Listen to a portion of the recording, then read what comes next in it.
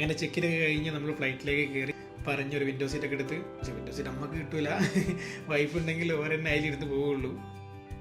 അങ്ങനെ അതിൻ്റെ സൈഡിലിരുന്ന് കാഴ്ചകളൊക്കെ കണ്ടിട്ട് നമ്മൾ ഡൽഹിയിലേക്ക് പോയിക്കൊണ്ടിരിക്കുക. അങ്ങനെ നമ്മൾ ഡൽഹിയിലെത്തി. അപ്പോൾ ഇന്ന് തന്നെ ഡൽഹിയിൽ നിന്നൊരു വോൾവോ പിടിച്ചിട്ട് നേരെ മണാലിയിലേക്ക് പോകാനുള്ള പ്ലാനാണ്. നമ്മളിങ്ങനെ ട്രാവൽ ചെയ്യുമ്പോഴാണല്ലോ നമുക്ക് കൂടുതൽ ഇൻഫർമേഷൻ കിട്ടുന്നതും നമ്മൾ ഓരോ കാര്യത്തെക്കുറിച്ച് പഠിക്കുന്നതും. അപ്പോൾ ലോകത്തിലെ തന്നെ ബിസിയസ്റ്റ് 9ാമത്തെ എയർപോർട്ടാണ് നമ്മൾ ഡൽഹി എയർപോർട്ട്. പ്രതിവർഷം 5.9 കോടി ആൾക്കാരാണ് ഈ എയർപോർട്ടിൽ കൂടെ ട്രാവൽ ചെയ്യുന്നത്. അമ്പോ. അപ്പോൾ തന്നെ നമ്മൾ എയർപോർട്ടിൽ ഇറങ്ങി വരുന്നിടത്ത് തന്നെ മെട്രോൻ്റെ ഒരു കൗണ്ടർ ഉണ്ട്.